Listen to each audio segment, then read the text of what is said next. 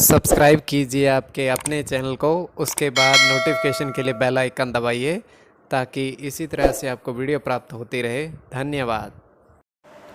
हर हर महादेव, जय माता दी। प्रिय दर्शकों, कैसे हो आप लोग? उम्मीद करता हूँ कि आप अच्छे होंगे, स्वस्थ होंगे और खुशहाल ज़िंदगी जी रहे होंगे।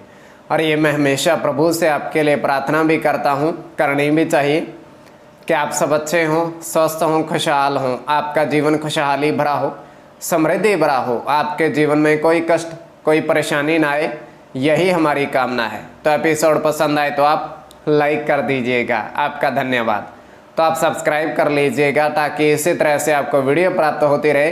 अंक ज्योतिष में अगर आपकी रुचि है तो आप सब्सक्राइब करिएगा। अगर कोई भी आपके जन्म कुंडली से विश्लेषण से संबंधित प्रश्न है निःशुल्क, तो आप सब्सक्राइब कर लीजिएगा। और स्वपन तो हम बताते ही हैं। तो देखिए, सर्वप्रथम तो प्रश्न लिया जाए। 2-3 प्रश्न थे जो आपके लिए भी महत्वपूर्ण है। तो प्रश्न तो था विनोद कुमार जी का कि अचानक धन प्राप्ति का योग कैसे देखते हैं और अचानक धन प्राप्ति कैसे होती है, उपाय। मैंने पहले भी कहा अचानक धन प्राप्ति, देखिए धन प्राप्ति क्या है। धन प्राप्ति आप मेहनत करते हो, मेहनत से कमाया गया धन, भाग्य का भी उसमें साथ, किंतु केवल भाग्य के सहारे कमाया गया धन, उसको आप बोलते हैं अचानक धन प्राप्ति। जैसे शेयर मार्केट, लॉटरी, तो ये भाग्य ही तो है कि भाग्य के सहारे आपने जिस शेयर मार्केट में या लॉटरी पर धनराशि खर्च की, आपका भाग्य ही तो था कि आपको उसमें सफलता प्राप्त हुई और आप धनराशि आपको मिली। तो इस तरीके से होता है। धन प्राप्ति और अचानक धन प्राप्ति में अंतर है। तो अचानक धन प्राप्ति का मैंने बहुत बार पहले भी कहा है कि पंचम भाव देखा जाता है अचानक धन प्राप्ति में। पंचम भाव संतान का भी होता है, पंचम भाव अचानक धन प्राप्ति का भी होता है, पंचम भाव हमारे दिमाग का भी होता है। और धनराशि कैसे हम ले सकते हैं या प्राप्त कर सकते हैं? दिमाग से। पढ़ाई हम दिमाग से करते हैं, शिक्षा पंचम भाव से देखे जाते हैं। तो इस तरीके से हम देखते हैं कि पंचम भाव कैसे है कैसे नहीं है। तो प्रेम विवाह का योग भी पंचम सप्तम के संबंध से ही बनता है। उसमें कभी और दिन चर्चा करेंगे प्रेम विवाह को लेकर कि ये जन्म कुंडली में प्रभाव होता है किसी के या नहीं होता है।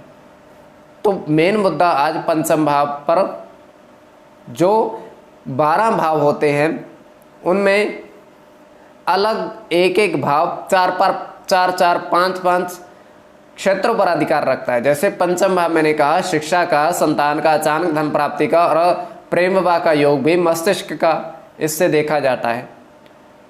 तो देखिए अचानक धन प्राप्ति में जब तक राहु सही दृष्टि में नहीं होंगे, बुध सही दृष्टि में नहीं होंगे जन्म कुंडली में, तब तक अचानक धन प्राप्ति नहीं हो सकती।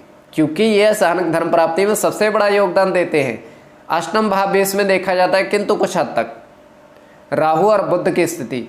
अब देखिए अचानक धन प्राप्ति, देखिए मैंने पहले भी कहा अचानक धन प्राप्ति के लिए जन्म कुंडली विश्लेषण अति आवश्यक है। क्योंकि ये भाग्य की ही तो है कि आपके भाग्य में इस तरह का धन है या नहीं है। तो ये होता है कि आप उपाय करिएगा, उसके बाद फलित ना हो तो आप कहोगे आप तो झूठ बोल रहे हो। नहीं, तभी हम कहते हैं ना, इसमें ये आपका कुंडली विश्लेषण अति आवश्यक होता है। हाँ, ये जरूर है आप माँ दुर्गा की शरण में जाइएगा, नित्य प्रति उनकी दर्शन करिएगा।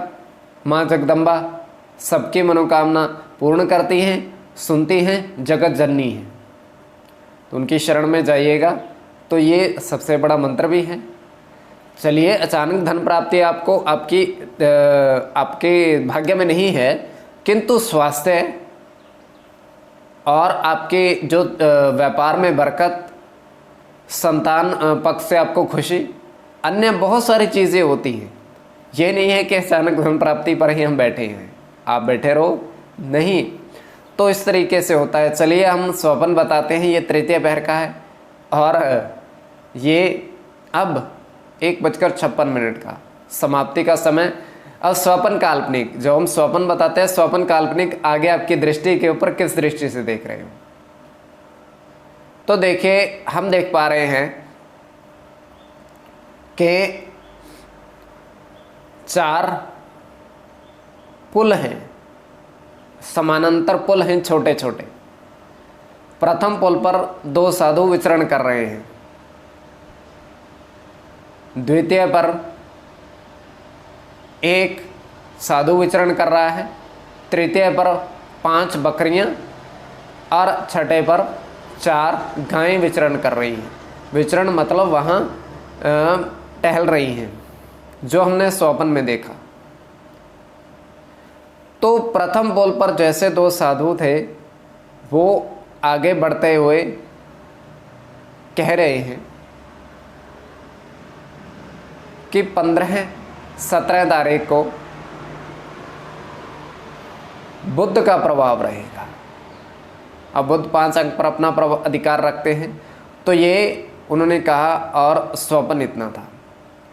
तो आप सब्सक्राइब कर लीजिएगा स्वप्न काल्पनिक में अगर आपकी रुचि है। धन्यवाद।